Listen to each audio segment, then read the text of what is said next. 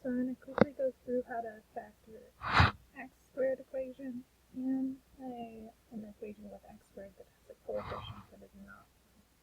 So let's start with just x squared. So if I have a factor or a quadratic that looks like x squared minus 5x minus 24. So the first thing I'm going to look at is that c term. We call that c term, and that's what we're going to look to be finding the factors of. And I need those two factors to add to give me that c term, and that's our middle term. So what I'm going to do is I'm going to think about my factors of negative 24. Now from there, I know I have 24 and 1. That's not going to give me the right answer. I have 12 and 2. I have 3 and 8. Now I need this to add to negative 5, which means that 3 and 8 is my best choice. And I need that negative sign to go with my 8, because I want my addition term to end up being negative. Now from here, what I'm going to do is I'm going to break up that middle term into my factors. So I'm just going to rewrite my expression over here. I have x squared minus 8x plus 3x minus 24. Okay? So all I've done is I've broken up that middle term into two separate addition terms. So now I'm going to group my terms.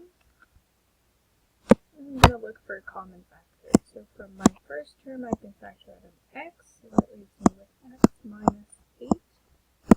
And then from my second term I can factor out a positive 3, which leaves me with x minus 8. Now you'll notice that these two terms right here are the same, and I have two coefficients here. So my final expression is going to be x plus 3 times x minus 8.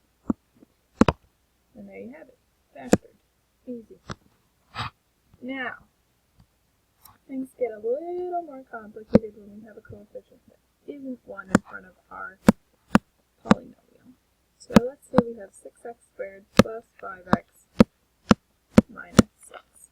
So my first step is I need to multiply my first coefficient, so the 6, by my c term, and that's my negative 6. And I do that to express that when I do my factoring, I really need those two numbers to multiply to give me negative 36, not just 6, and add to give me 5. So I'm going to go ahead and think about my factors of 36. So I have 36 and 1. I have 2 and 18. I have 4 and 9. Now I need a 5, so that's looking like a pretty good option. And because I have a positive sign, that means that I need my 9 to be positive and my 4 to be negative. And that's going to mean that when I add those two terms, I'll end up with a positive term. So just like we did before, we're going to rewrite our expression using those two separate terms. So what I'm going to do is I'm going to group that 9 with that 6x squared. And I'm doing that because both of those are divisible by 3. Okay? And then I'm going to put minus 4x, and then bring down that minus 6. Okay?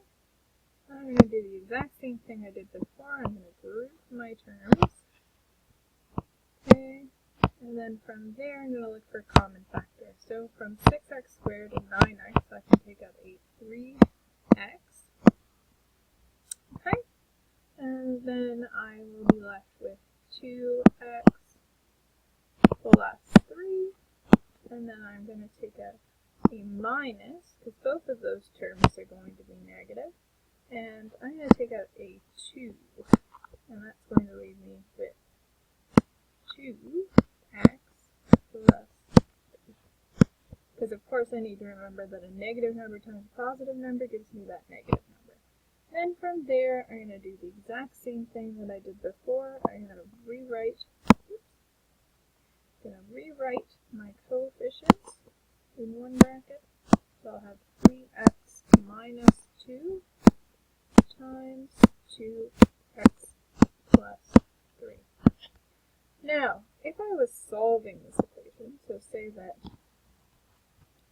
add this equation equal to 0. I do the exact same steps that I had just done. The only thing I would do now is I would set each one of those equal to 0. So I would set 3x minus 2 equal to 0, and 2x plus 3 equal to 0. And then I would just solve. So I'm going to add 2 to both sides, leaving me with 3x equals 2, divide by 3. And I'll rewrite that at the bottom there, I just need a little more space. Minus 3, so 2x equals negative 3. And I'm going to divide by 2. Scroll down a little bit.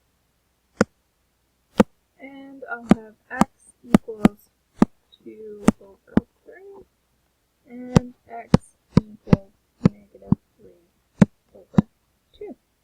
And those there are my final answer for solving a quadratic. Okay, I hope this helped.